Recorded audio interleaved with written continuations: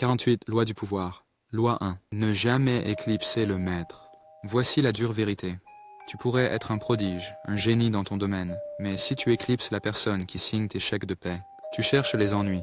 Il ne s'agit pas de réprimer tes talents. C'est une question d'humilité stratégique. Réfléchis-y.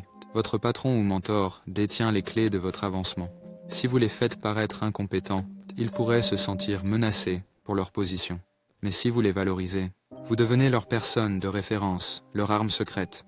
C'est une position de pouvoir, même si c'est en coulisses. Alors, la prochaine fois que vous êtes sur le point de surpasser votre supérieur, faites une pause et demandez-vous, est-ce que cela va servir mes objectifs à long terme? Ou est-ce un simple coup de boost éphémère? Car en fin de compte, ton but n'est pas seulement de briller, mais de t'élever. Nicolas Fouquet était le ministre des Finances sous le règne de Louis XIV. Il était célèbre pour organiser des fêtes somptueuses et faisait partie du cercle privilégié du roi. C'était en 1661, quand Jules, le Premier ministre, est décédé soudainement, ce qui a mené à la recherche d'un nouveau Premier ministre. Les gens pensaient que comme Nicolas était proche du roi, il pourrait être choisi. Cependant, le roi Louis a plutôt aboli le poste de Premier ministre, suggérant peut-être que Nicolas devrait faire quelque chose pour regagner la faveur du roi. Nicolas a donc organisé une fête, parce que son palais, Vaux-le-Vicomte, venait d'être achevé et il voulait la dédier au roi.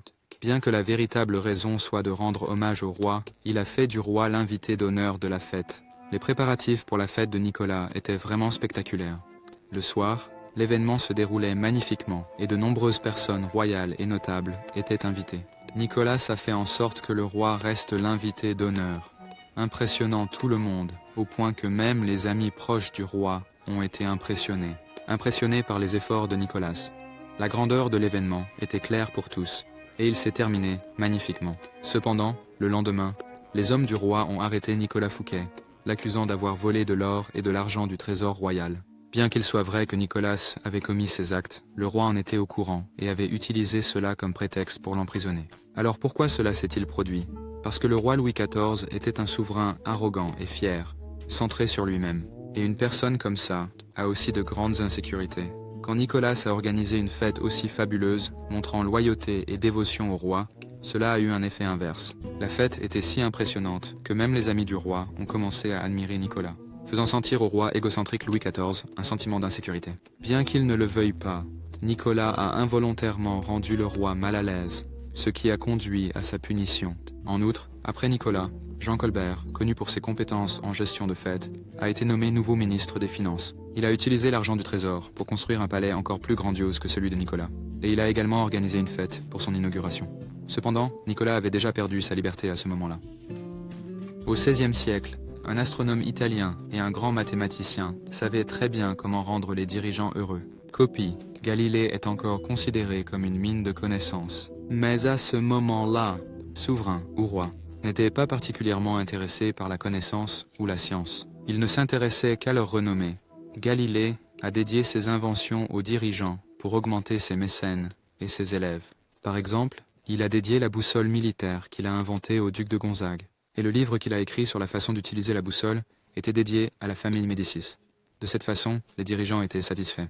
Mais le problème était que ses mécènes le comblaient de cadeaux et de louanges, mais ne le payèrent pas. De sortir de cette situation, Galilée a trouvé un moyen astucieux lorsqu'il a découvert les lunes de Jupiter en 1600. En 1910, il les a dédiées à la famille Médicis, une puissante famille bancaire italienne, connue pour son immense richesse et son pouvoir. Quand Galilée a dédié sa découverte à la famille Médicis, il les a placés au-dessus de tous les autres, ce qui était la meilleure chose à faire pour un maître. La famille Médicis était tellement impressionnée qu'ils ont déclaré que le symbole de leur dynastie serait Jupiter. Se connectant directement avec Jupiter et ses lunes, cela a élevé la position de Galilée, assurant sa sécurité financière et son statut de premier plan, qu'il n'avait pas avant.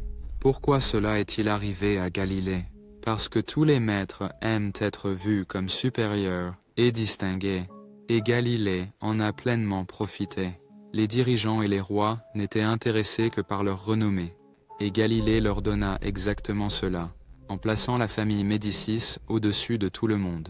Cela n'aurait pas pu être mieux pour un maître. Et c'est pourquoi Galilée a réussi à faire ce que Nicolas Fouquet n'a pas pu. Alors, qu'avons-nous appris? Tout le monde ne mérite pas votre respect, seulement ceux qui sont bien établis dans leur position. Ne pensez pas que juste parce que c'était autrefois, les choses ont changé. Même aujourd'hui, chaque maître aime se sentir supérieur. Il suffit de leur faire sentir qu'ils sont importants. Important. Veille seulement à ce que cette impression ne se transforme pas en insécurité. Si tu es intelligent, si vous voulez être aimé, paraissez moins sympathique.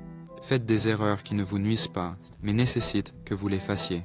Vous cherchez l'aide de votre maître, ce qui leur donne une spécialité et une position puissante, les faisant se sentir importants. Il y a deux façons de faire cela. Soit donner à ces dirigeants fiers leur supériorité, soit vous faire paraître moindre. Je pense, pourquoi devrais-je me faire paraître moindre? Croyez-moi, à la fin, c'est ce bête de Jean qui reste dans le jardin. Pas Nicolas Fouquet, une personne intelligente, séquent s'incliner, et devant qui? Qui? Cela ne veut pas dire que vous devez épargner tout le monde. Si votre maître est dans une position puissante et compétente, vous devez lui faire sentir sa supériorité. Mais si votre maître est creux et faible, il n'est pas nécessaire de les faire se sentir supérieurs. Ne leur montrez pas de pitié, montrez-leur toute votre force et essayez de les abattre. Mais assurez-vous que ce maître ne vous surpassera jamais. Dépassez votre maître et possédez le pouvoir, car à la fin, le pouvoir n'est qu'esclave de temps. Vous n'avez qu'à choisir le bon moment. La vidéo est terminée maintenant. Oui, et je sais qu'il est un peu tard. Pour cela, je m'excuse sincèrement. Et pour cette série, maintenant, ceux qui ont lu le livre savent qu'il y a beaucoup plus d'exemples que je n'ai pas pris, parce que je veux toujours que vous lisiez le livre. Ce que vous comprenez en lisant sera moins compris en écoutant. Je ne prendrai que les exemples importants qui aident à prouver la loi. Faites-nous part de vos réflexions dans les commentaires et abonnez-vous à notre chaîne pour des vidéos hebdomadaires comme celle-ci.